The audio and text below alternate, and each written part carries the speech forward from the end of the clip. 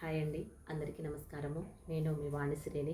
ఈరోజు స్టోరీ వచ్చేసి మనం పిల్లలకి నేర్పించే సంస్కారము, విలువలు, ఎదుటి వ్యక్తిని ఏ విధంగా గౌరవించాలి అనే దాని మీద స్టోరీ అండి. స్టోరీ అయితే చాలా బాగుంటుంది.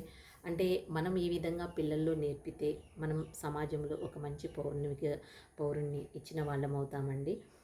కాబట్టి ప్రతి ఒక్క తల్లిదండ్రులు కూడా పిల్లల్ని మంచి విలువలతోటి సంస్కారంతో పెంచాలని నేను కోరుకుంటున్నానండి. మన స్టోరీలోకి వెళ్ళినట్లయితే ఇక్కడ ఒక బాబు ఒక ఇంటి దగ్గరికి వెళ్ళి వాళ్ళ కాలింగ్ బెల్ కొడతా ఉంటాడు.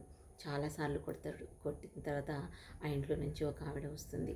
వచ్చి ఏం కావాలి బాబు అని అడుగుతుంది. అప్పుడు ఆ బాబు మీ పూల తోటలో కొంచెం పనిచేసే అవకాశం నాకు ఇవ్వండి అని అడుగుతాడు. అప్పుడు ఆమె ఆ పూల తోటలో ఏం చేయాల్సిన అవసరం లేదు, వెళ్ళు, మాకేం అవసరం లేదు, నువ్వు వెళ్ళు అని చెప్తుంది. అయినా కూడా ఆ పిల్లవాడు ప్రాధేయపడతాడు. దయచేసి నాకు ఒకే ఒక అవకాశం ఇవ్వండి, ఆ పూల తోట నేను శుభ్రం చేస్తాను, నాకు ఒక అవకాశం ఇవ్వండి అని చాలా దీనంగా బతిలాడతాడండి. ఆ బతిలాడడంలో ఆమె మనసు కరిగి సరే అయితే ఏం కావాలి, ఎంత తీసుకుంటావు అది బాగు చేసినందుకు అని అడుగుతుంది. అప్పుడు నాకేమీ డబ్బులు అవసరం లేదు, కొంచెం నాకు అన్నం పెట్టండి చాలు అని అంటాడు. అనేసరికి సరే ముందు అది క్లీన్ మొత్తం కూడా శుభ్రం చేయి, అన్నం పెడతాను అంటుంది. అయితే ఆ బాబు చక్కగా వెళ్ళి ఆ పూల తోట మొత్తం కూడా శుభ్రంగా చేస్తూ ఉంటాడు. చేస్తూ ఉన్న క్రమంలో ఈమె గమనిస్తుంది ఏ విధంగా చేస్తున్నాడు అని. అయితే ఆ బాబు కొంచెం అలసటగా గురి అయినా కూడా మళ్ళీ ఉత్సాహం పుంజుకొని మళ్ళీ కూడా ఆ పూలతోటిని శుభ్రం చేయటంలో మునిగిపోతూ ఉంటాడు.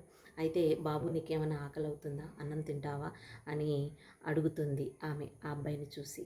అయితే ఆ అబ్బాయి లేదమ్మా, నేను ఈ మొత్తము పూలతోట శుభ్రం చేసిన తర్వాతే అన్నం తింటాను, ఈ పని కానించిన తర్వాతే తింటాను, నాకు ఇప్పుడు వద్దు, నాకేం ఆకలి వేయట్లేదు అని చెప్తాడు. సరే అయితే పూలతోట శుభ్రం చేసి వచ్చేయి, నీకు నేను అన్నం వడ్డిస్తాను అని చెప్తుంది. సరే అని ఆ పిల్లవాడు చక్కగా పూలతోట మంచిగా నీట్గా శుభ్రం చేస్తాడు. చేసేసరికి మళ్ళీ ఆమె దగ్గరికి వెళ్ళి చూడండి మీ పూలతోట ఎంత మంచిగా మెరిసిపోతుందో, ఎంత చక్కగా ఉందో అని చూపిస్తాడు. అవునరా, భలే బాగా చేసావురా అని ఆ పిల్లవాడిని మెచ్చుకోండి. సరే ఇక ఇప్పుడన్నా కొంచెం తిందురా అని ప్లేట్లో అన్నం పెడుతుంది. అన్నం పెట్టేసరికి ఆ పిల్లవాడు తన జేబులో ఉన్న ఒక కవర్ తీసి ఆ అన్నాన్ని ఆ కవర్లో వేసుకుంటూ ఉంటాడు. అయితే ఆమెకి నీకేమన్నా మతిపోయిందా, అన్నాన్ని ఎందుకు కవర్లో వేస్తున్నావు, నువ్వు తిను, నీకు ఆకలి అవుతుంది కదా, చాలా కష్టపడ్డావు కదా, తిను, నీకోసమే నేను పెట్టాను, కవర్లో ఎందుకు పెట్టుకుంటున్నావు అని అడుగుతుంది. అడిగేసరికి ఆ బాబు మా అమ్మకి ఆరోగ్యం బాగలేదు, పొద్దున్న గవర్నమెంట్ హాస్పిటల్కి వెళ్ళి మందులు తీసుకొస్తే వాళ్ళు ఇది ఖాళీ కడుపుతో వేసుకోకూడదు మందులు అని అన్నారు.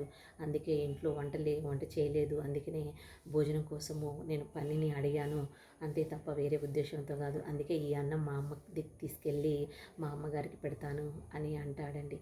అనేసరికి ఆమె పాపం ఒకేసారి చాలా జాలితోటి ఆ బాబుని హత్తుక్కొని అయితే నేను మీ అమ్మగారికి మనం మళ్ళీ తీసుకెళ్ళొచ్చు, నువ్వు ఈ అన్నం తిను, నేను మళ్ళీ ఇంకా పెడతానులే అంటుంది. అప్పుడు ఆ పిల్లవాడు ఆ అన్నం తినేసి ఆ బాబుతో పాటు ఆమె కూడా అన్నము, ఫ్రూట్స్, బట్టలు కావాల్సినవి అన్నీ కూడా ఆ బాబుతో తీసుకెళ్ళి వాళ్ళ అమ్మ దగ్గరికి వెళుతుందండి. వెళ్ళి వాళ్ళ అమ్మతో ఈ విధంగా చెబుతుంది, నిజంగా నువ్వు చాలా అదృష్టవంతురాలివి ఇలాంటి కొడుకుని కన్నందుకు.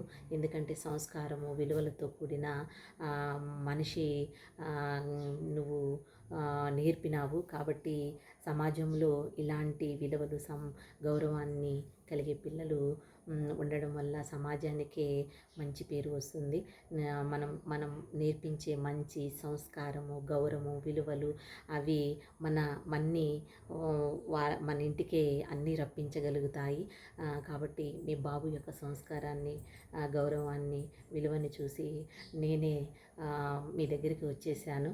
కాబట్టి ప్రతి ఒక్క తల్లిదండ్రులు కూడా ఇలాంటి పిల్లల్ని కని మంచి విలువలతోటి గౌరవాన్ని మనం అందించినట్లయితే సమాజంలో వాళ్ళు మంచి వ్యక్తులుగా తీర్చిదిద్దులవుతారు అని చెప్తుందండి వాళ్ళమ్మకి.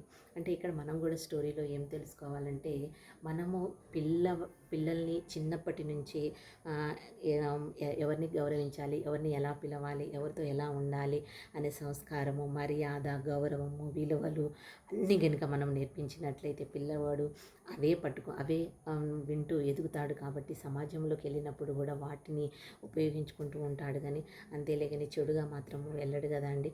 కాబట్టి మనము మన పిల్లలకి ఏం నేర్పిస్తే అదే వస్తుందండి. కాబట్టి ప్రతి ఒక్క తల్లిదండ్రులు కూడా పిల్లల్ని మంచి విలువలు, సంస్కారము, గౌరవము, మర్యాదలు అన్నీ నేర్పించండి. ఎందుకంటే ఇప్పుడున్న సమాజము ఎలా ఉందో ప్రతి ఒక్కరికి తెలుసు. కాబట్టి వాటితో విలువలతో కూడిన మనం నేర్పినట్టయితే సమాజంలో ప్రతి ఒక్కరు కూడా అలానే ఉంటారు.